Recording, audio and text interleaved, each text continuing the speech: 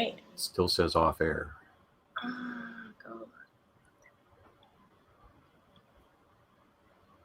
Perfect. Okay. Good afternoon, everyone, and thanks for joining us today. We're excited to have Warren Coughlin host today's webinar for the new landscape strategic planning in the COVID-19 economy. Warren has been coaching entrepreneurs since 2002. This COVID economy will be his fifth economic downturn that he has had to navigate through in his professional life. He is active on helping you, the entrepreneurs, get through this. Before I welcome Warren, I just have a few brief housekeeping notes. We do have the chat available on the side for you to ask questions. All questions will be read and answered at the end of the presentation. And once the webinar has concluded, we'll be sending out an email with some tools that Warren has created, along with the playback to the link of this presentation. Thanks for joining us, Warren, and take it away. Thank you very much. Hi, everybody. Welcome. I'm going to dive right in because we've got a lot to cover. I'm actually going to turn my screen off so you're not distracted by my ugly mug while I'm going through things.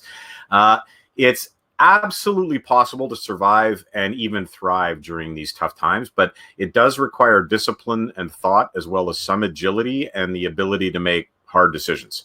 So thanks for making it today. Here's what we're going to do. I'm going to review a couple of scenarios that are being forecast just with COVID and the economy and that kind of thing. Then we'll go over the four main areas that you can control to get you through this, along with some specific steps you might be able to take in each of those areas. I'm also going to be sharing with everyone something I put together. I call it the COVID Planning Pack. It's free. It's just a collection of tools that will help you do some of the analysis and planning that I'll talk about. I really want you to get what you need to get through this. And so I put this tool together. I've already had some people using it, and they say it's been very helpful. So hopefully that will be a good thing. And who am I? My name is Warren Coughlin. We've got a lot to cover, so I'm not going to do one of those long webinar bios. I'll just say that I've been coaching entrepreneurs since about 2002. So I've seen SARS and the 2008 financial crisis. I was the top Canadian coach with the world's largest business coaching organization for 6 years before going out on my own to help ethical entrepreneurs build what I call businesses that matter. I'm also a serial entrepreneur myself. I've had 3 or 4 businesses in the new media space that required navigating the dot bust back in the late 90s. I'm a recovering lawyer, a college professor, and an actor and theater director. So I've seen lots of people succeed and fail in a lot of different contexts. So we've had a long run without a correction. And when you've been through these cycles, you tend to see patterns. So I want to help you anticipate some developments and maybe take some actions in the face of them. Now, as we go through this, you'll learn that I tend not to like to sugarcoat things very much. Not everyone may like that, but I think you have to know so you can prepare. And the first thing is that nothing I'm about to say will guarantee your business success during this period. I'm going to talk about economic cycles in a second. And the fact is, if you weren't preparing for winter, you may have fewer tools at your disposal. So you still have to take action with what you have, though. So here's where we're at. We've got this little bugger COVID running around. And I'm not here to debate issues about the virus itself. You know, I've seen people saying, I actually saw one yesterday where people saying are overreacting because the symptoms aren't that severe. I've known people who've gone through the symptoms and they actually are fairly severe. But others say it's like the Spanish flu. Others are fixated on media behavior. Me, I'm just listening to public health officials and scientists who deal with this every day of their professional lives.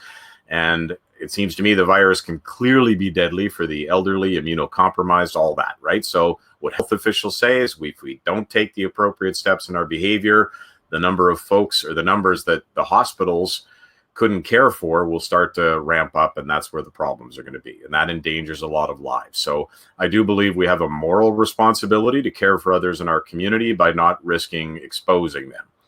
But regardless of what you think about the severity of the virus itself, you do have to be concerned about the severity of the economic impact on your business. And because people are changing their behaviors as a result of this, and those changed behaviors are going to endure past the next month, it is undoubtedly going to affect you even after the rules that are keeping your businesses closed or constrained once those rules are lifted. And you have to change to meet that changed behavior. And I've seen people going in one of a couple of different directions in the face of this, pretending it'll all just go away and hiding their heads in the sand or just falling into pure panic. Neither is a good response. There are going to be impacts, but you can take action. So this is going to be a very practical discussion about what you can do. So it's not going to be one of those mindset webinars, but I do want to talk a little, just one piece about mindset that I think is super important in these times. There's something called the Stockdale Paradox. I think this is the right mindset for these times. Admiral Stockdale was a POW during the Vietnam War, and he observed that people who are purely what you could call blind optimists, they were the ones who died in the camps. They were sure they'd get rescued by Christmas and then Easter, and then they weren't, and so they collapsed. Those who survived and thrived lived what's become known as the Stockdale Paradox. And the Stockdale Paradox is this: confront the brutal facts of your current reality, no matter what they are, while retaining the unwavering faith that you will prevail in the end. So that's the thing that's going to get you through this. So let's look at, that brutal reality. One of my mentors, he articulated this apt metaphor that the economy kind of works in seasons. And we've had a very long and mild summer since about 2009. There are a lot of reasons why it extended a long time and why it didn't really overheat, but they're kind of irrelevant for now. But we did have a long, mild summer. Then we've had what I call in Alberta autumn, 2 days, and then wham, the snow flies. And we're sliding fast into economic winter, even while nature is moving us to spring. But what the COVID crisis is teaching us is that while people plan and analyze, God laughs. Even though the economy didn't really require a correction, we're getting one. And what do we know about winter?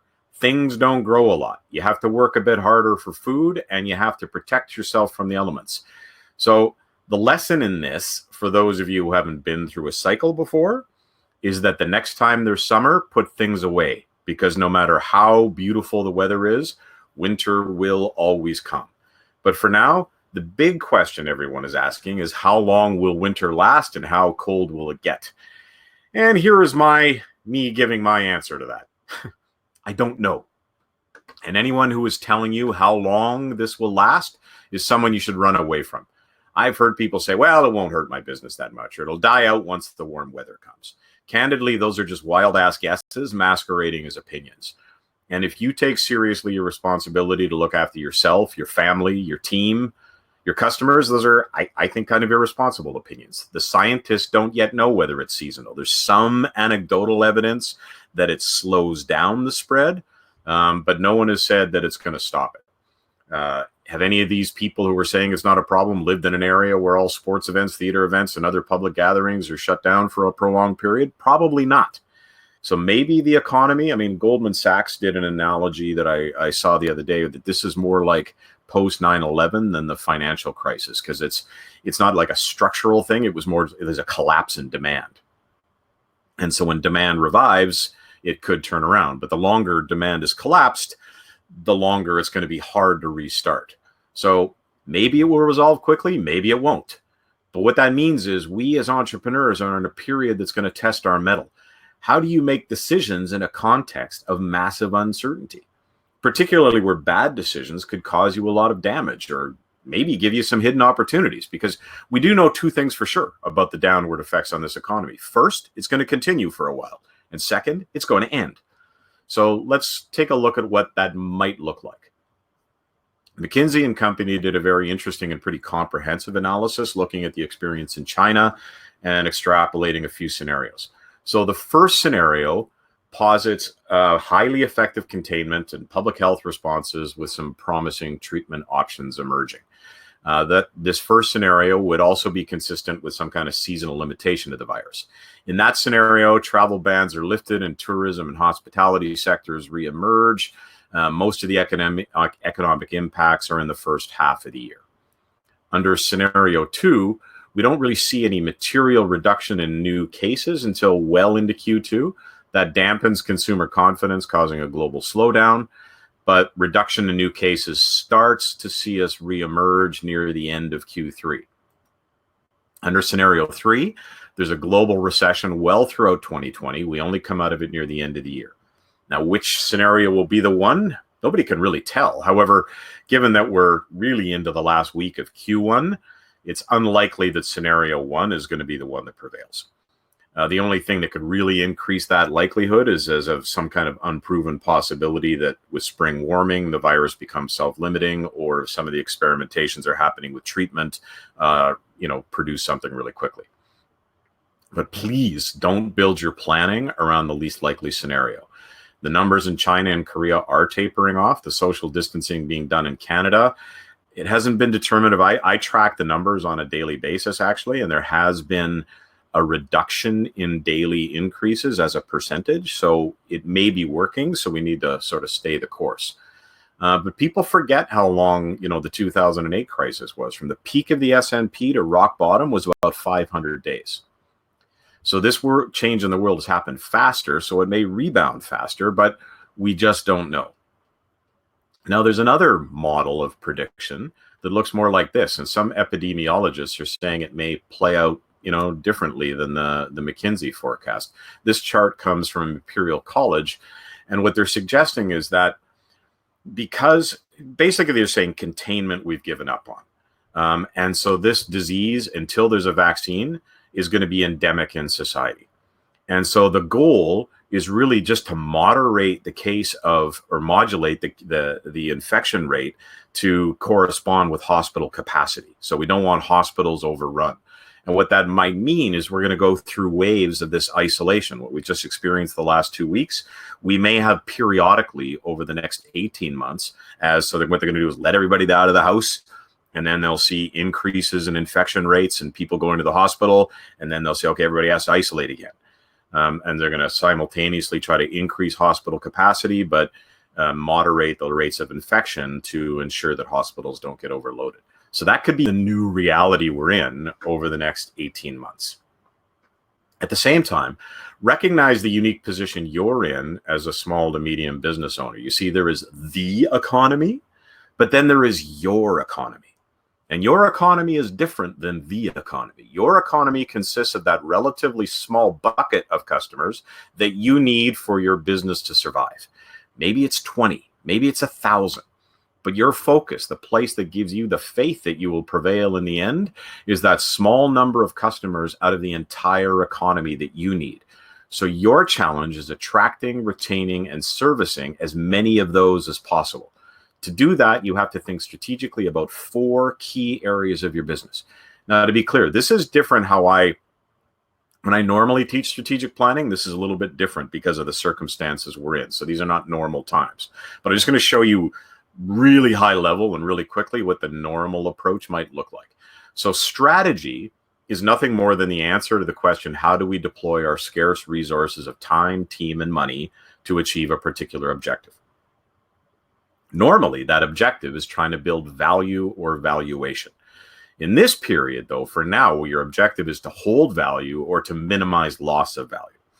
Now, in a normal strategic model where you're trying to increase or hold value, there's only 3 buckets of activities that will drive that value. The first, I call it get them to pay. So that's basically everything to do with marketing.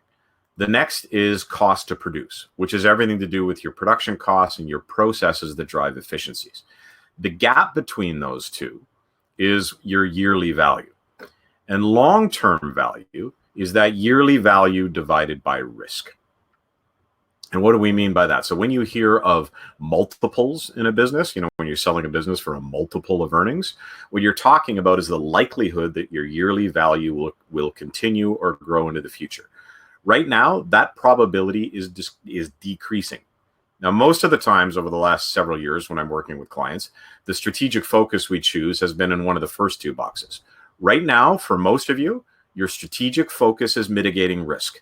You'll pull tools from the other 2 boxes, but your focus is managing risk. Now, for most of this webinar, I'm focusing on businesses that are having a hard time getting through this. But for some, there are amazing opportunities. If you have a ton of spare cash, there's a lot you'll be able to do. Buy up inventory to song, market like crazy, potentially buy out competitors or make strategic acquisitions. Real estate values, it's a bit unclear what's happening with that yet, but it may be possible to pick up some real estate. And of course, the market sell-offs in the stock markets present opportunities for those with cash as well. So if you're in a position of being cash healthy, look around. I just encourage you to avoid any exploitative or predatory behavior. We all got to look out for each other during these times. Now, normally, there is a wide array of options to define and execute a strategy. I'm not going to go over all of them now, but in these times, I'm asking you to focus on 4. And it's really important to understand the importance of this kind of focus. During the 2008 financial crisis, I had a business owner who contacted me to meet her at her accountant's office. And the purpose of the meeting was to determine whether to close the business or to carry on. And we mapped out a really focused recovery plan. It was candidly really hard in the time, but she executed it. They survived. In 6 months, they were on a growth curve. And within 2 years, an international company saw them and bought them. So these are the 4 areas. It's cash flow, team management, supply chain management, and customer relations or communications. And cash flow is at the center in orange because it really determines what you're able to do in all the other areas. Now, before I go into each of those areas, there's this ugly chart here. It's important because this is a risk assessment matrix. I've talked to a lot of people who are experiencing a bit of overwhelm because they feel like there's just so much they need to do. So as we go through each of the sections and afterwards, as you start to consider what actions you're going to take, you might plot the issues you're trying to address on this chart. And you're going to get a copy of this as part of that COVID playbook I told you about.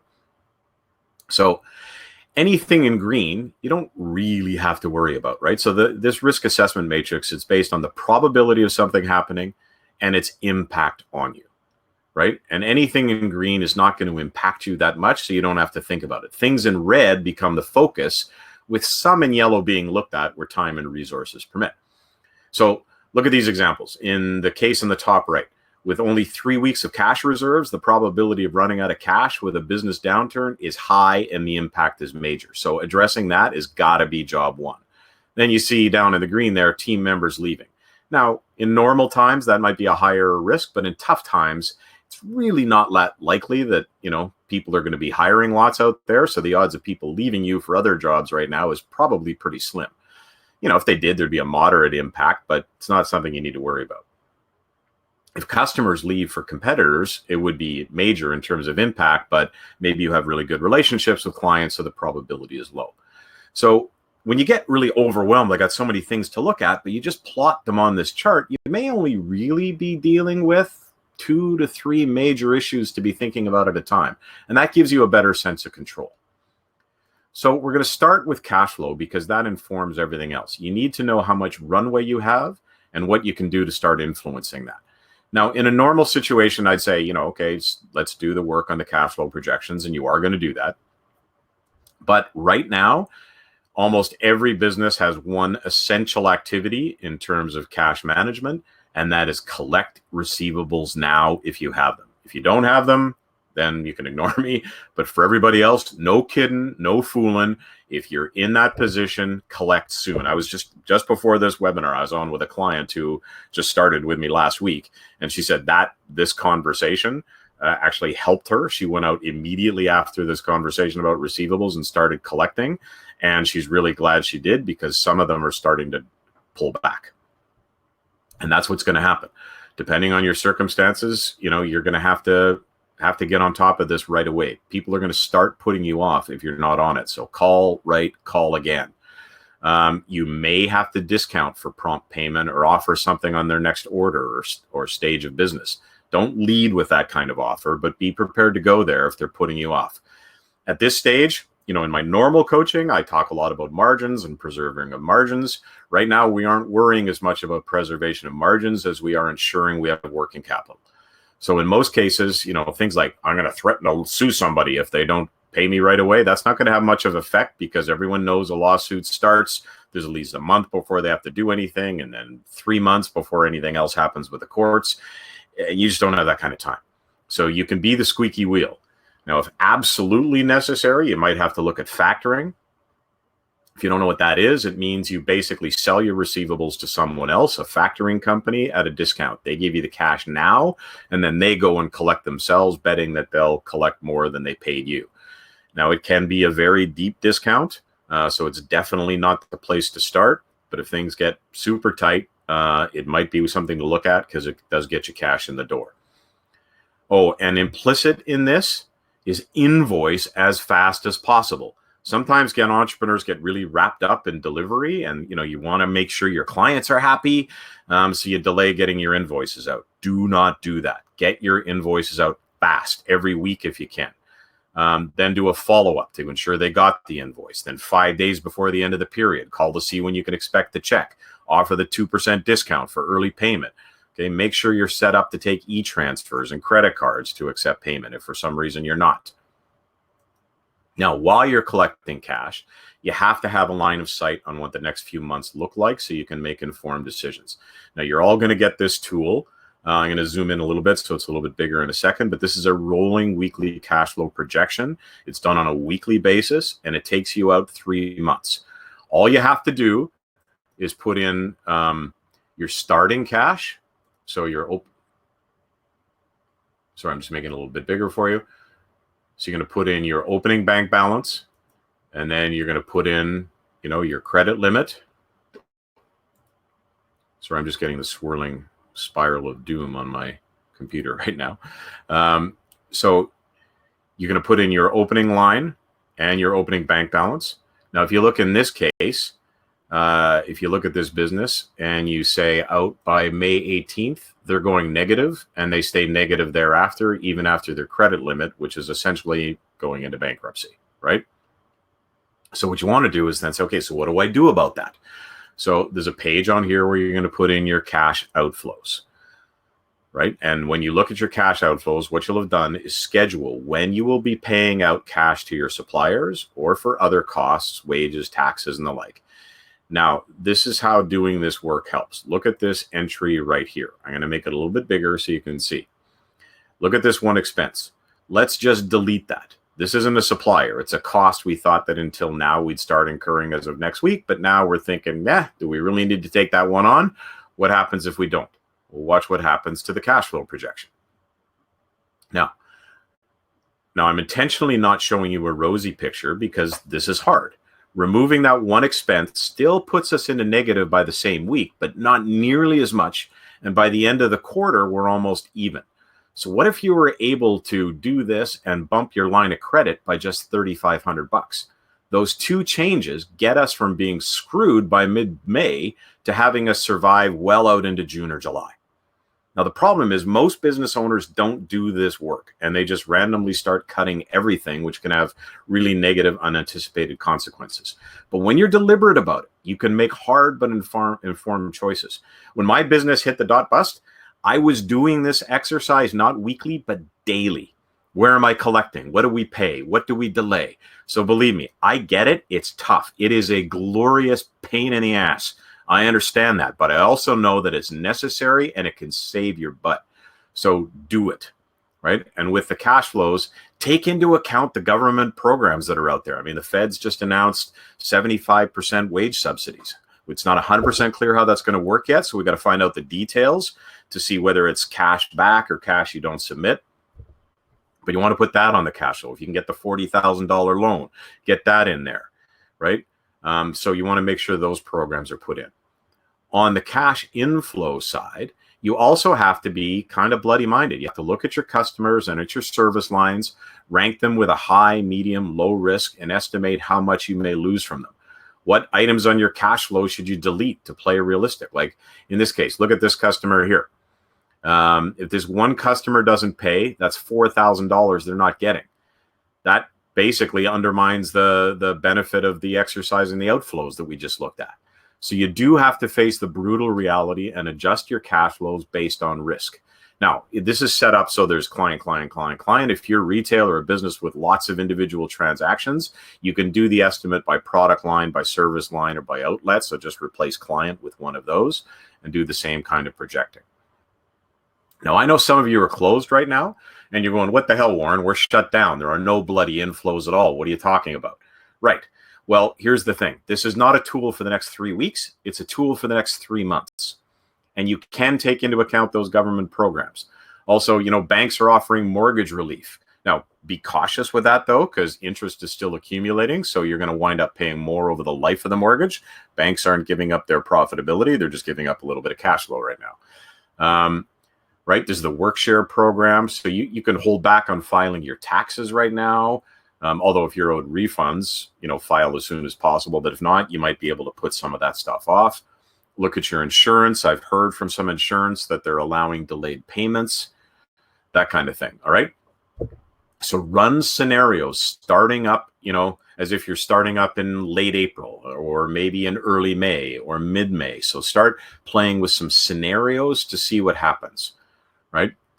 People, and when you think, okay, let's say this period of isolation ends in 3 weeks. We think it's going to end in 3 weeks. Well, don't start running your cash flows as if everybody's going to rush out to your store that week. There's a lot of other things they're going to be looking at.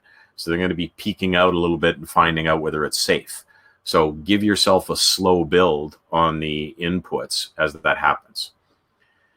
Now, I also alluded to expanding your loan facilities. If possible, try to increase your loans and lines. Banks know what's going on. Some of them are helping, as I say, with mortgage relief. Some are offering to increase lines. But they aren't stupid either. They're not going to take on unreasonable risks. But if you have a line and a relationship with a bank and you aren't in trouble and you can show that you can cash flow through a bad time with a loan, they may very well extend it or increase it. I've heard some people who are, very pessimistic saying if you have a line, access some of the cash and put it in a bank account in a different bank, just in case the banks start pulling back the lines. I have not heard anything from any financial institution that that's what they're considering. But I've heard people say that. All right. Now, here in Canada, though, as I said, the Fed's announced a $10 billion of credit through the BDC and EDC, right? I don't yet know the conditions for that, but look into it. Other initiatives are coming. Go after them fast. You may then have to look at private loans. If you can't get them from banks, they carry higher interest rates to match the risk. You may have to pledge security. A lot of these are tough decisions, right? But most people who sell money are going to say, I'm not going to bet on your business if you're not. Also, this won't work for everybody. You may not be an attractive investment opportunity, but if you can, this may be something you need to look at. You may have to give up a lot to get the investments. You may not want to. If you're not looking to create fast growth or acquire competitors or develop cool technology, you're unlikely to attract sort of, venture capital or, institutional investment money. But there are angels, family, friends. Angels are concerned because, they're dealing with their own money. It's a way of financing this stuff where I've got a client who actually has a lot of money, isn't interested in doing something with somebody else, but she's concerned about how she gets her money out. So one of the models you can look at too, to either receive or give, is a hybrid model where somebody advances you money, notionally an investment, or you can call it a loan. And rather than give them shares, and rather than do a monthly fixed return like a bank loan would be, they get a percentage of every sale. So that sees them getting payments right from the first time you start selling, but also allows you to manage the cash as it rises and falls with sales. So it's a little bit of a cash managed approach. Generally, you'd have to be willing to pay more for that kind of money because it's a flexible model, but it allows you some of that flexibility. Now, sometimes competitors, suppliers, or even customers might want to take a piece of your business for strategic reasons. You might want to be open to those kinds of opportunities as they can provide you some leverage later and some cash now. Now, if you're cash rich, I have one or two clients who are thinking about acquisitions right now because they're in solid cash positions. They know that over the next couple of months, there's likely to be deals to be had because some people have lost business and need cash injection. So if you're in that position, you can start considering that. Don't buy stuff right now. If you can help it, don't buy equipment. Don't do renovations.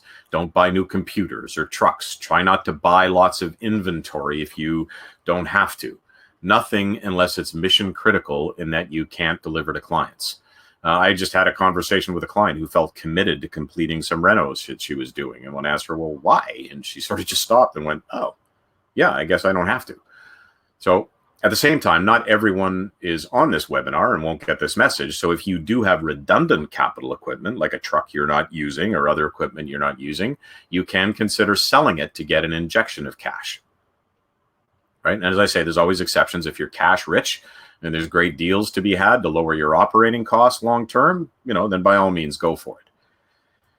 Last area on the cash management, and this can be a bit of a delicate one. It's about suppliers and accounts payable. With apologies to the clash, do I pay or do I go?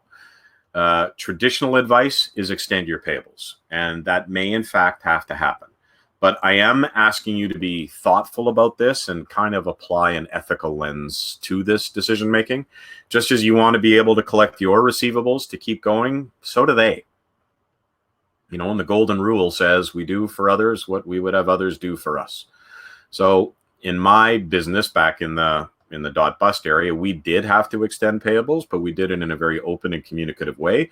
We were in special loans with the bank, like we were on survival mode. And so we wrote to all our suppliers and we said, we're moving everybody from our usual 30 days to 45 days, but we paid religiously on day 45. And that gave us some breathing room, but it also gave them predictability in their cash flows. So while others were kind of lying to them and screwing them over, they knew they could rely on us. And that did a couple of things for us. It helped us get quality work done in a hurry when we did have work. It also, interestingly enough, did great things for our team loyalty, as they could see we were thoughtful about how we treated others, even while we were struggling. And traditionally, pay the big guys who can sue you or play hardball first and push off the powerless. With a bit of modification, I'm going to suggest you consider the opposite. For most large company services, you can usually push off some payment for a while and then do partial payments to keep them happy. Look after your vulnerable solopreneur supplier or small business owner first if you can. They're fighting to keep someone employed just like you are. And then what about savings through layoffs? I'm going to get into that in the next section on team management. But for now, many of you will have done layoffs or temporary layoffs and have people working from home. But I have some clients who have key staff that they've kept on the payroll right now because they don't want to lose them and because they see there's value to have them help and work on marketing initiatives and that kind of thing, which I'm going to come to in a little bit. But in dealing with team, that's where we're going to go next. Remember this rule: nature abhors a vacuum. In the absence of information, people make it up. And when they make it up with the most negative stuff. So the first principle is communicate, and if all else fails, communicate. So even if people are laid off, if you intend on bringing them back, communicate with them, check in on them, tell them what you're up to. If you get anything out of this webinar that turns into actionable steps, share them so they have the confidence you're working for them. If cash flows see you positive by late spring or early summer, tell them that. In my business, we actually owned a recruiting company too, and we told the recruiting company to expect people to be looking for work and to not tell us if they are. We told we told the recruiting company that. We told them what the bank was telling us. We told them what our clients were telling us. We told them what we were doing about it. And the interesting thing is, we didn't lose anybody during that period, and they worked hard. So let me be a little bit more specific. So communicate early and often. Even if you're still confused yourself, you can communicate that this is fast moving and changing and you're watching and building plans. Use what you learned today from McKinsey report, from the Imperial College. Get info from the CDC or WHO that's credible, not junk off of Facebook. Empathize with their anxiety. There was a study of crisis communication after 9/11, and it said that many employees, they described how important it was to hear the voice of their leader. So don't underestimate your own significance in their lives. So if you have a leadership team, if it's just you, then it's just you communicating. If you have a leadership team, you got to meet regularly to discuss anything, any changes, team morale, customer feedback, and critically coordinate the messages with honesty so that people aren't getting mixed messages. Mixed messages from leadership is deadly. It creates massive amounts of fear. So you got to be singing from the same song sheet. Post or share information visibly. Bulletin boards, emails, Slack, intranet, video chats, whatever it is, make sure people get the information. Frequency. Things are moving fast. I say no less than every other day. I've got a bunch of clients who they're just holding town halls every single day about what's going on, about what they're hearing, about what they don't know. Educate your people. As I alluded to a second ago, there is a bunch of nonsense out there on social media. Everybody is suddenly an epidemiologist who knows more than the experts do. Try to educate people on the best information possible. Explain and over-explain the why and how of decisions. Sometimes I've seen leaders think that they're actually caring for their people more by just telling them this is the decision. They think that's going to instill confidence in them. In these times, I would say that's not the best way. Give clear explanations about the decisions you're making and why you're making those decisions. You don't want to leave a vacuum for people to make stuff up. Don't wait to know everything. You know, if you don't know, say you don't know. If nothing's changed, say nothing's changed. Give them a voice. Often leaders seek to over-explain and kind of, in quotes, handle people, right? Sometimes the best thing you can do is just listen. Allow people to vent, to share, to question, to suggest.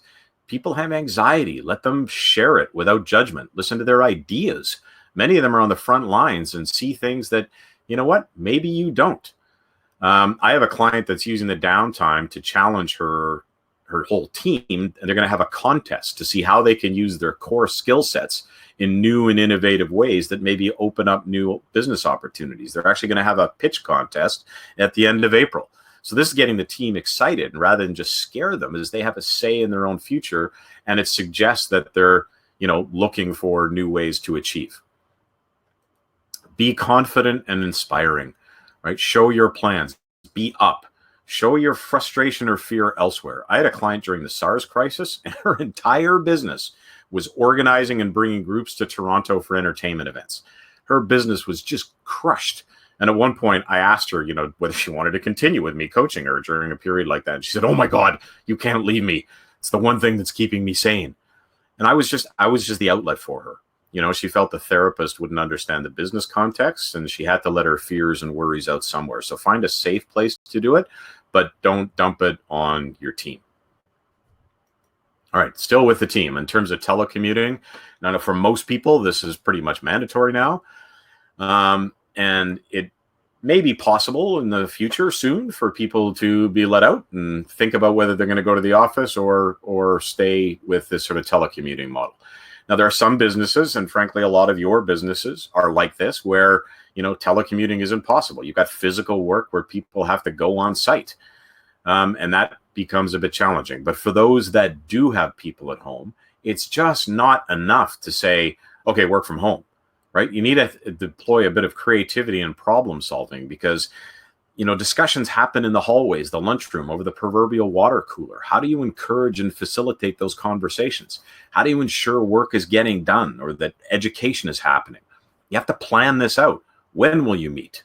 You know, I've got clients, they're doing 3 meetings a day, 1 in the morning, 1 at lunchtime, 1 at the end of the day. What are you going to do today? How's it going during the day? What did you get done during the day? How are you feeling? How's your family? Are you using Zoom, Slack, Skype, GoToMeeting? Right? Who's going to set it up? Who's going to be the chair of each meeting? You might share the chairing responsibilities so that people feel, you know, like they can participate. What will be the meeting rules? If you've got a big team, Zoom has the ability for breakout rooms that you can create. You know, what will managers be responsible for reporting and getting from team members? You can't just leave it as if people are going to know how to do this on their own. This is a brand new world, and things that you may just think are logical, other people won't have thought of. How will you track your time if you do that? What about mail and banking? Right? All those are the sort of the detailed planning steps that have to go into this. Another thing to consider is what I call teaming. So if you are working, or when people return to work, consider this. What you're trying to do is keep the entire organization from going down if one person does get sick. You know, there's projections that 50 to 80% of the population over time are going to contract this virus. So if teams are separated, then if one team has to isolate, the other teams can keep working. There's many different ways of doing this based on the business. It could be shift work. It could be setting up different physical workspaces or areas. It could be that crews always go out on jobs together with the same crews. You don't sort of have somebody work on one crew one day and another crew the next day, right? It would mean avoiding all team meetings and therefore requiring a doubling up of some meetings with you. Doing this ensures that you have the ability to have continuity of service. Related to this, if it's relevant in your business, have a list of prioritized subcontractors. If there are competent people out there, contract them now to let them know what's happening and that they may be needed. From a process level, that will require you to ensure your team are keeping great status notes so someone else can step into a project as well. Obviously, you got to have hygiene rules. So you want to, have a no-touch policy, hand washing, the 10-foot rule. I know people say 6 feet. I've been saying 10 feet because why not just have a little bit of extra space? Show how you're disinfecting every time somebody comes into your space or when you're going out to theirs. Support for people staying at home. What can you do around that? Like if someone's sick and they have to stay home, what do you do to support them? The owner, Mohammed from Paramount Foods, he's paying staff when they stay home. A client of mine is covering their food costs. Some have discussed covering rent or partial rent, even while they're on some of these employment insurance programs. Right? There could be a team matching program where the team says, we're all in this together and we don't know who might get it. So we agree ahead of time that we're all going to, contribute to that person. That, really depends on your culture, but there's lots of creative things that people are doing. Now, what about, the actual labor cost piece? Now, this is obviously a big consideration. On the one hand, as we said, in the first of the 4 areas, we need to manage cash flow. And labor is usually a pretty huge labor cost in your types of business. On the other hand, you spend time building a good team. If you lose some, you're going to have to rebuild. So you want to be in a position to deliver to customers when work does come in. And there is a question of, personal loyalty. I know many entrepreneurs really struggling emotionally with the idea of letting people go when those people have been loyal, hardworking members. So let's just look at a few things you might consider. So again, first start with your cash flow, right? Make sure you can decide. I've had people who've gone through the cash flow projection tool that I just gave you, and they've decided they don't have to lay people off. So their initial fear reaction was, I need to. And then they ran the numbers and went, oh, maybe I don't. Look at what else you can cut first. Look at what alternatives exist. The 75% wage subsidy might be huge. I know a bunch of, as soon as I heard that, I circulated it to all my clients and other entrepreneurs, and it's a game changer for a lot of people. You might put people on vacation time, right? There might be reduction of hours. Now, you do have to get legal advice on this stuff and see what risks you're comfortable taking on. There's people if you contact me, I did an interview with a lawyer the other day, this webinar about that, where he canvasses some of this. You can do a reduction of hours. You might do salary cuts. You might cut back hours. You can ask for agreements to do that, where the team agrees to do that. I had a client where their entire team agreed to do that rather than cut someone off or lay somebody off. They decided that they'd take a reduction in salary themselves. Now, there is stuff out there around temporary layoffs. There's been a lot of stuff in the media about whether that can form constructive dismissal. Salary cuts could theoretically be constructive dismissal. Most of those, and I think the media has overstated the fear of that. Now, I'm not giving any legal advice. You got to talk to lawyers, but most of the legal feedback I've seen is that the press is overplaying this one, especially in light of government programs that actively contemplate layoffs with the goal of helping keep people solvent. Temporary layoffs seem like a fairly reasonable option if you've got the intention of bringing people back. You may also consider, notice rather than layoff. And here's what that means. So if you're going to do a permanent layoff, not a temporary layoff, but a full-time layoff, you normally have to give pay in lieu of notice. Right now, what you may want to consider doing is giving a notice period. In other words, I'm saying I'm giving you, say, 4 weeks pay and you leave now. That's the way people normally do it. That's pay in lieu of notice. Alternatively, you could say, I'm telling you now that your last day will be 4 weeks from now, and I'll keep paying you until then. But in these circumstances, this can be framed authentically as we don't know what's going to happen. I want to keep everyone, but I have to retain all options. So rather than lay you off today, I want to see what happens in the hopes of keeping you. The reason HR folks normally say walk them out the door is so you don't have a disgruntled employee hanging around doing damage potentially. In this case, you're actively trying to preserve their job. So depending on the person, it may be appreciated and you can sort of stretch out the cash flow. Now, if you are laying off, there are things to consider. There may be people who are willing to take a layoff. So you can ask for volunteers, and maybe you give a little bonus to people if they're volunteering to be laid off. Again, it doesn't work everywhere, but some people will jump on it. They'll get their pay in lieu of notice, and then they can start EO right away, which should mean they're getting a little bit more money right now. Again, they won't get pay in lieu of notice if you're doing a temporary layoff. You can consider those who you were thinking of getting rid of anyway. If you're going to upscale your employees later, maybe this is the right time. If you do have to lay off, then lay off those you were going to anyway. If possible, it's important, do it all at once. The worst thing you can do from a morale standpoint is kind of do the death by 1,000 cuts, where you're just laying off and laying off and laying off, right? So you want to try to avoid that if possible.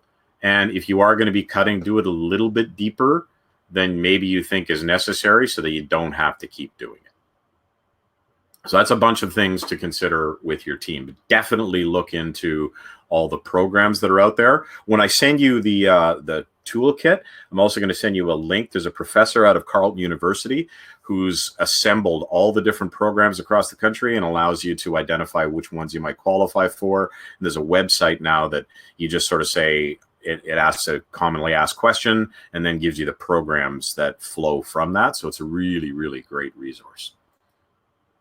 Next is supply chain. In the same way you're thinking about how to handle this time, your suppliers are thinking the same thing. So they could lose business and have to close. They could be hit by the virus and have to temporarily suspend operations. So what happens if there's a break in your supply chain? Well, that means there's a break in your ability to deliver to your clients. At a time when you want to protect all client relationships, that's something to avoid. Now, by the way, this isn't just for physical supplies. If you rely on outside subcontractors to deliver work, like, anything really, it applies to you. It's not just physical supplies. So what do you do about it? Well, you got to ask about their plans. Have they stockpiled their inventory? Do they have teams split up, doing a kind of teaming thing? How are they adding to their protocols to minimize the impacts of infection? Order extra now if you have the cash flow to do it. Inventory management is a tricky thing in periods like this. You don't want to have cash tied up in inventory. You don't want to leave yourself vulnerable to a supply chain disruption either. Find alternative suppliers now. Who knows? That may actually help you in the long run by finding new and better suppliers. Also think about geographically diverse sourcing so that it's not all just from one region, right? Negotiate better terms. So everyone is concerned about keeping business right now. Again, not being exploitative, but maybe you've just been sitting on some terms that you weren't happy with for a long time, and it might be worth talking about it. And I'm saying terms, not just prices, right? Terms could mean payment terms, volume requirements, add-ons, materials, packaging, delivery times. All those are things that you can think about negotiating now. All right, the last area is on marketing, customer relations. How are you dealing with existing customers and prospects? It even means how you deliver what you offer. And yep, nature still abhors a vacuum. So the first principle is communicate, communicate, communicate. But you got to communicate what's relevant to them, which means any changes you're making and how to do things are things you should be communicating. If you created new protocols to keep them safe, let them know. I have a client in the wedding outfit business, and they are creating whole new protocols on how sample garments are handled and cleaned, about how the environment is disinfected after each visit, about allowing people to try things on at home. These are things that are going to be communicated loud and far.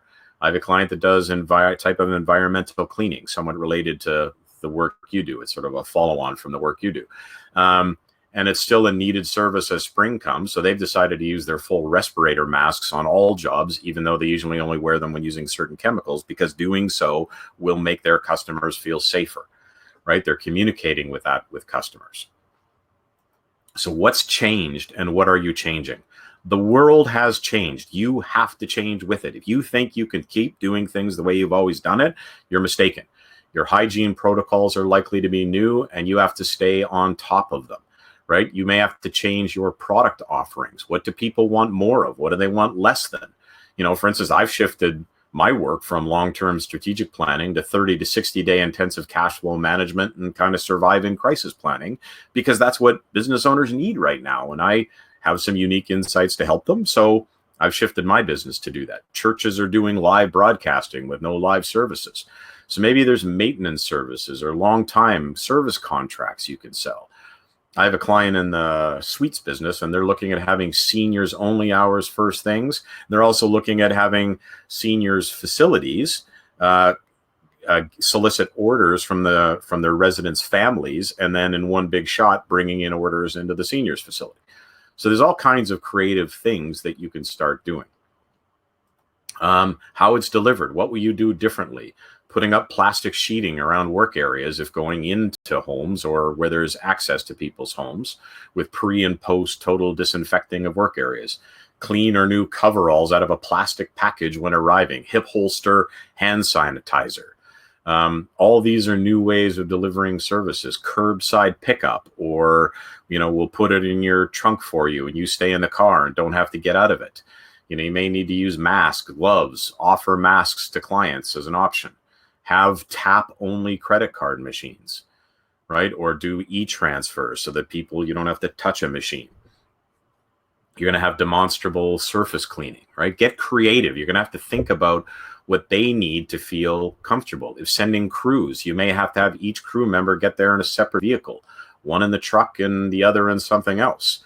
If you're in a small community, it'd be hard to do this in the city of Toronto, but if you're in a smaller community, this is a crazy idea, but consider having a conversation with the police in your area, if you're in a smaller community, about, the need is we got to have social distancing, but we got to get people out to job sites. So, will you let us have someone sit in the back of the truck without ticketing us? That's when I was young, that's how people got around all the time. Right now, that's illegal because you got to have seat belts on. But, the police know the circumstances people are in. Maybe they're willing to play ball with you. Again, that wouldn't work in the city of Toronto, but, in smaller communities, maybe the cops will cut you some slack on that and you can still get out to people's places. So any reactions you have that say, that's not how we've done things in the past, that's just got to go. It's a new world, so you need to do things in new ways. And there's pre-ordering. To help with cash flow, offer discounts to buy services now to be delivered later. And on that one, stay tuned. I'm actually working on an initiative with some other people to do this nationally through a single portal for all consumer-facing businesses. It's not 100% certain that it's going to happen, but if it is, it's going to launch late this week or at the beginning of next week. So you may need to pivot. You may need to pivot who you serve. Look at industries that are doing well. Like if you have corporate clients or business clients, look at which ones are doing well, and you might have to shift over to them. Consultancies, toilet paper companies, news agencies, chemical companies, all those online education businesses, those selling essential products and services. Maybe you need to think about what they are needing from you if you have those sort of corporate businesses. Do you change target markets if your customers are suddenly afraid to do anything for a while? Who can you serve that it's open to? Maybe it's what I was just saying with seniors facilities. Maybe you do something for them where they get regular supplies of plants or foods or improving the facilities outside. Maybe the facilities can organize so that you get weekly purchases. Do you change your product offerings? There's a distiller in Niagara who's making hand sanitizer. He's giving it away to police and healthcare workers, but he can sell it as well. Do you change your model? Subscription-based, different payment terms. You have trucks, right? People are spending a lot of time at home clearing things. Maybe for a while, you're in the junk removal business.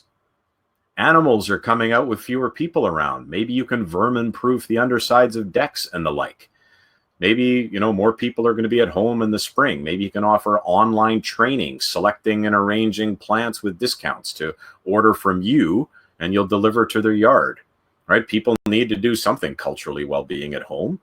So you need to be a bit creative, and it may be hard for a while until people's comfort levels return. Sorry, I just thought I saw a note saying sound cut out. Is everything okay? Just put a yes if you can hear me. I just thought I saw a note go by saying sound cut out. Maybe it was their own piece. Nobody's putting in any notes. Yes, okay, good. Thanks. Sorry, I saw one go by saying sound cut out. No worries. Thank you very much. So you might have to, some of you might be able to pivot to doing, rebuilds or home builds rather than home reno with the people in the house. You may need to look at different geographies. Now, right now, the whole world is sort of on social distancing, but once its effects are realized, we're likely to see that there are some areas less affected than others. So there may be opportunities to look elsewhere. I've got some clients who are already doing this, exploring underserved geographies.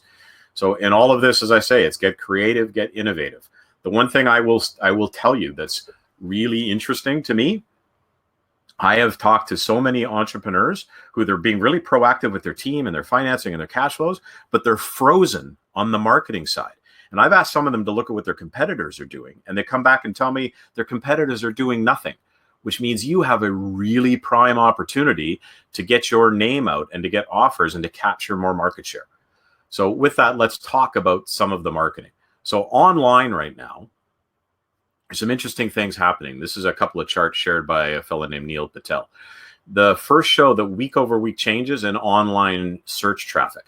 And except for a very few key areas that people are worried about, like finance, food, healthcare, pharma, and media looking for information, everything is down. And when people are looking, they aren't buying. Conversion rate is down pretty much everywhere except in those same areas. So does that mean you stop marketing? Hell no. What it means is that people aren't actively looking. So if your business before was based on people going out to the internet and finding you and contacting you, that ain't working right now. So you have to go out to them. So that's why I reiterated communicate, communicate, communicate. You have to market like mad. So as things progress, lead generation and conversion rates are both declining. That means you need to engage in more activity to generate the same business. And some of it may not be right now, but it may be for a month from now. Think about what people are going to need at the other end of this. The weather will be warm. Everyone will be rushing to get outside after sitting on their keisters watching Netflix. Encourage them to come in, ensure they're prepared. Offer them the tools, have clear and compelling offers. That doesn't mean just prices, all terms. What else do they get? Consulting, extra soil, free delivery. What do they value? Now, I'm going to piss off some agency folks probably, but for most of you, forget brand marketing. Brand marketing just isn't a good use of cash right now. You need sales. There are some exceptions, and I know, but just doing that sort of, I just want to get my name out there without having any offer that compels action is not a good use of your cash. Now, if you know there are, as I say, there's exceptions. If you know there's not much business right now and you have extra cash and you can do work to position yourself well for the other end, okay. Or if your brand identity is weak and you have cash, you may engage in a brand refresh. I have a client who's doing that right now. But if you have a tight budget, use it to get clients, which is more kind of a direct response model where you present clear and compelling offers. Use a referral strategy. Ask for the type of client you're looking for. Don't just go, do you know anybody who needs plants or who needs landscaping? Or, no. You got to say, I'm looking for this kind of person. Engage in sales. Lots of people have given up. The interesting thing, I've talked to some salespeople who are saying they're actually getting more and better conversations now because people are sitting home not doing a lot, right? You can educate. Education marketing right now is a great tool to use, right? You're going to create webinars like this. There's circulate articles, white papers, do videos, do how-to videos, go to companies and offer to do virtual lunch and learns for their teams online while they're working from home. Hey, you're at home. Spring is here. You're going to be out in the backyard. We've made arrangements for this expert to come in and talk to you about that, right? All of a sudden, you're getting out there and educating people. So they're going to value you. Okay. Think about strategic alliances. Who has the same target market as you and what can you do together? Can you do a joint offer with a fence or deck painting business or give a discount for a window cleaning company? Or because people have been stuck inside, can you send them to a hair salon while you make their yard beautiful? Or can the salon offer something from you as an intro to their customers who are going to rush in after being confined because they want to make themselves look better? You'll share each other's databases without costing a lot of money because it's just circulating the same information to a database directly. Now, of course, you've got to be philosophically aligned and trust the quality of their services to do that. Social media. If you are doing things new, tell the world. Take a positive stand. Do something in the community. Show that you care and confident. Communicate how you still add value and do it a lot. There's so much negativity and fear out there, and people arguing, as I say, as if they're infectious disease experts. To have a voice that says we're here for you is compelling. I got a call on Saturday from a past client of mine who's this really strong, successful dude. And he phoned me just to say thanks for the stuff I'm putting out. Like if you haven't followed me, I've been putting out a bunch of stuff out there, and it's always how to get through this crisis. Here's tools. I've been sharing tools. I've been sharing updates on information and stuff. And he says, you're just one of the only people I've come across who's putting that stuff out there. And it was so gratifying for me. He took the time on a Saturday afternoon to just phone me at home to say thanks for doing that. Now and guess what's happening? He's telling other people to go look at my stuff, right? So that social media is a useful tool if done well. And do targeted media buys if you do have the money to do it. Just make sure you have really good metrics and testing so the investment will produce a return. Make sure you're driving, like you're doing offers and things like that. All right. So I'm sure your brain is getting full. There's a lot there to think about. I talked about the risk assessment matrix. Now, this is just one other one I show you. It's called an activity priority grid. And this is important. The one thing I see entrepreneurs try to do all the time is do everything at once. And right now, you just can't. You need to focus on the things that move the needle. So based on everything we've talked about and based on what comes out of the tools I'm going to give you and anything else you're learning about or that's coming from the association, you're going to have a whack of ideas. Plot them on this grid. The sweet spot is the top right, and this grid is in the tool I'm sending you. High impact and low effort. That's where you want to play, right? So you're going to take all the actions that you're thinking of doing and put them on this grid. So that the number ones are the top right. Next are the top left. These tend to be longer initiatives, but right now they may be shorter if there's a big pivot required, right? If you're going to just all of a sudden say, we're going to do junk removal, that's going to require a lot of effort, but it's going to have high impact. So you got to get on it right away. Anything that's on the bottom side, anything that's low impact, just forget about it. It doesn't matter at all.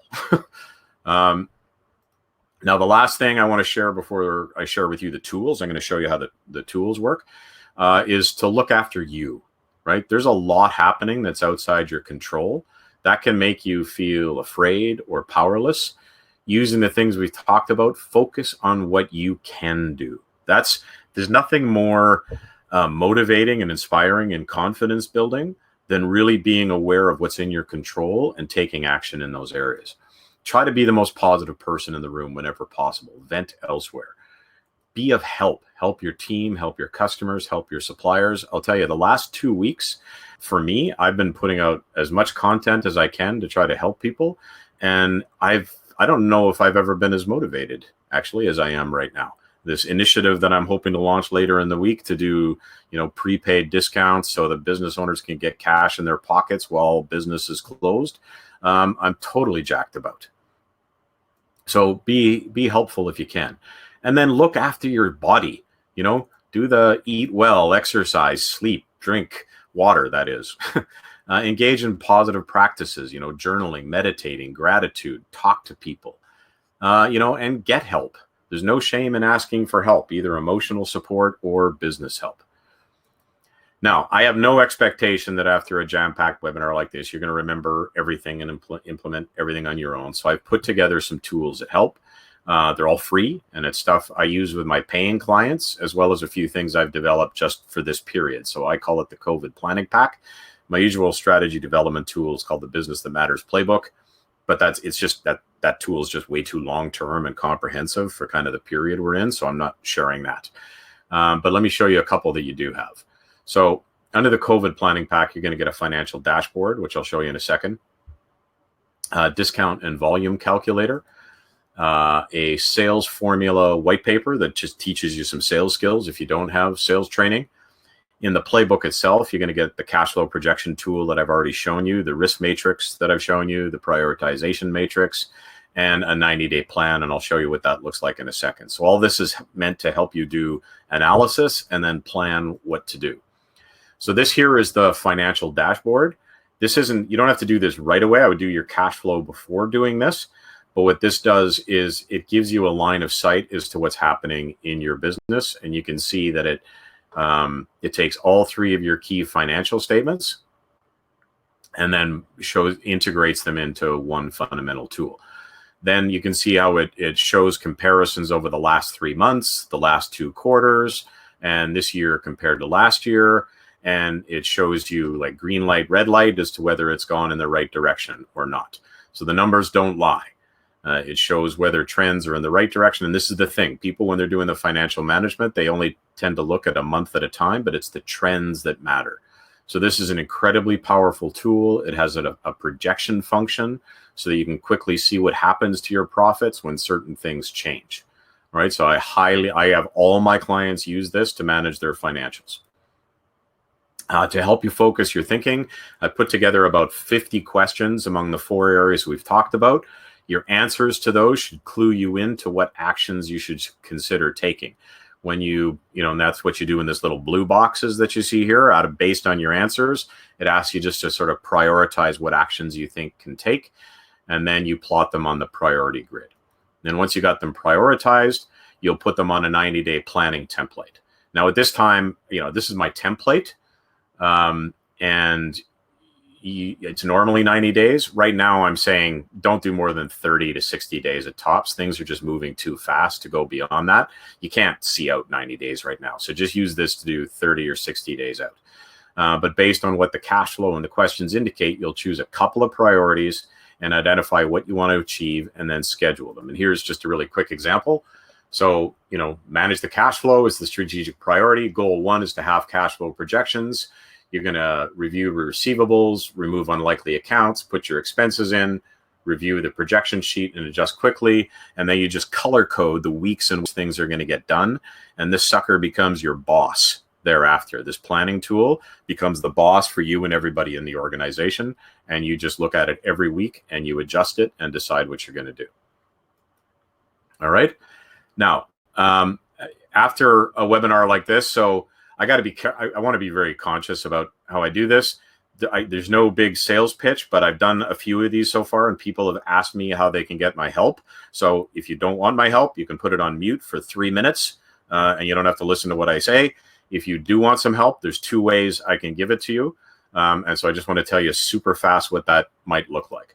So the first, I created like just this simple 5-week program right now to help people during this period. My engagements are usually a year, but I'm saying right now, some people wanted to help me need to help me get through this. So it's a 5-week piece. You get a group of people at the very beginning to just do an orientation to the tools so you can understand how you can use them. You can then do your cash flows, and I'm going to do an individual review with you of your cash flows in the questionnaire. And then based on that, develop a 4 to 6 week plan, and then work one-on-one for 3 weeks to ensure that the plan is being successfully implemented and executed, and that it's being revised as we go based on new information and results of the plan. So it's just me sort of being over your shoulder for the first 2 weeks doing the planning, and then 3 weeks thereafter to kind of get through this period. Normally that'd be about $3,000 to $5,000. Nobody can afford that. So I'm doing it for $947.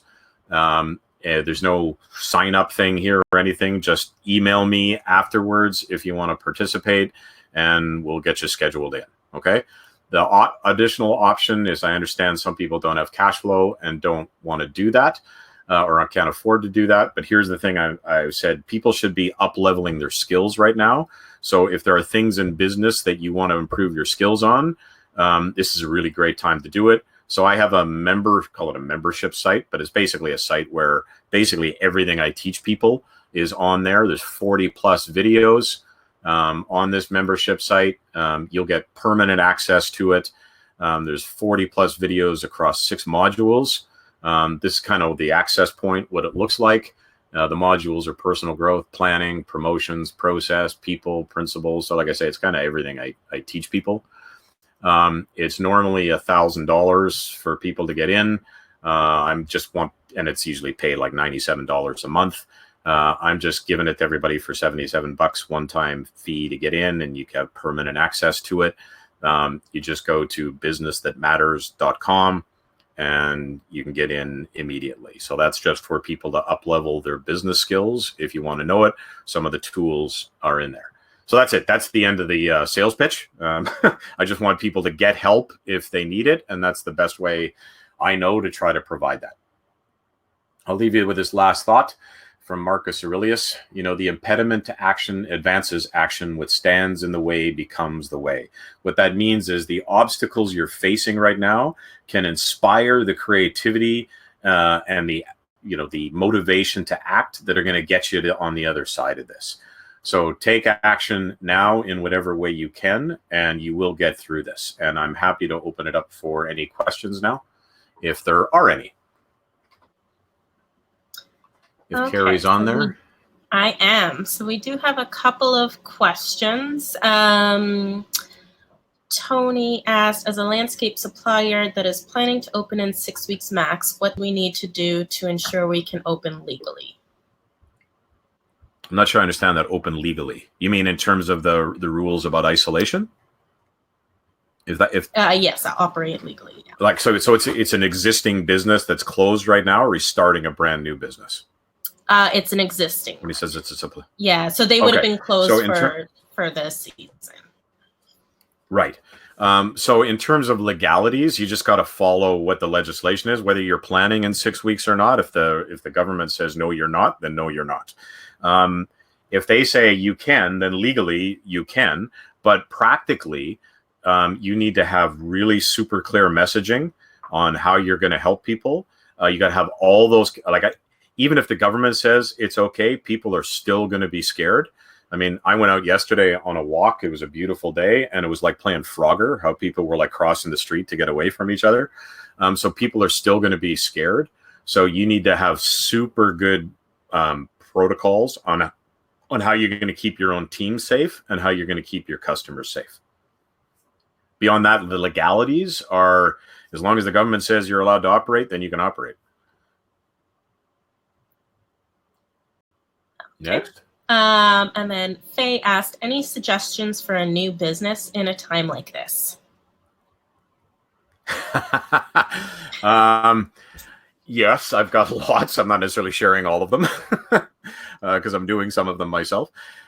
Within your space, possibly, I mean, a lot of people are doing things around the education space, that people are going to be doing more at home. I think on the other side of this, we are going to be in a new world and people are going to be doing a lot more at home. Seth Godin just did an interesting blog post where he's calling it Generation C, Generation COVID. There's a bunch of young people now who this is going to be their new reality. So people are going to be a bit more reluctant to go outside. So I think anything where you are able to get information in people's hands for a fee that allows them to do it themselves. So even, one model might be some kind of subscription type business where people can get access to different types of plants over the course of the season for people who are active gardeners, so they can change up their landscapes over the course of the season that they're allowed to do it. Could be really useful. I think for a lot of you who have gone into difficult times because this is going to be a delayed start, any kind of winter landscaping kind of activity, which isn't technically landscaping, but winter yard support, whether that's shoveling or clearing or pruning or whatever it is, maybe something you need to add to your business. But the thing to do is actually speak to your customers about what they're thinking, about what kind of services they want, about what they're struggling with, and you will automatically come up with new ideas. As I say, by client, and think about it. One of the ways to think about how to approach a new business is don't think about what is the business I've done. Think about what are the skill sets I have and what are the assets I have. That's why I said from landscaping to junk removal, you've got assets and you've got skill sets. So if you're good at logistics, okay, where else can you apply logistics? If you're good at design, where else do you apply design practices? It may not be in landscape. It may be in something entirely different. That's about all I got on that one. Perfect. All right. And that looks to be a lot of questions just in regards to whether or not people are essential services. So we'll direct people to the resource hub with all the information there. And then we also, a lot of people are wondering if if there's a copy, we're going to share the webinar video, but a copy of the presentation. Are they able to share that with folks? It won't be very useful. Like if you look at the slides I did, there's not a lot of content on them. They're mostly images with a few words. So I have no problem sharing that. I just don't know how useful it'll be. Okay, perfect. Because the way I do presentations is very image based. But I'm happy to share that. I saw somebody ask if they can share the tools that I'm using. I would say I'm happy if you share the playbook. I'm asking you not to share the financial dashboard. That's a highly valuable tool. I spent a lot of money and time building that. It's used with all my clients, so it's got some intellectual property in it. So I'd prefer that not just be something that people are tossing around and that other coaches wind up then just copying. If that makes sense. Perfect. All right. So let me just see. Okay. So it looks like that's about it. So on behalf of Landscape Ontario and our LO COVID-19 task force, thank you, Warren, for joining us today and for sharing all of this wonderful information. We want to thank everybody who tuned in today. And as a reminder that the webinar is being recorded and it will be emailed out for all of you to view, along with the other tools that Warren is going to send along afterwards. For more up-to-date information and resources on COVID-19, including upcoming webinars, please visit our trades.com website. Thanks, everyone, and have a great day. Thank you all very much. Good luck. And if I can help in any way, please let me know. Thanks.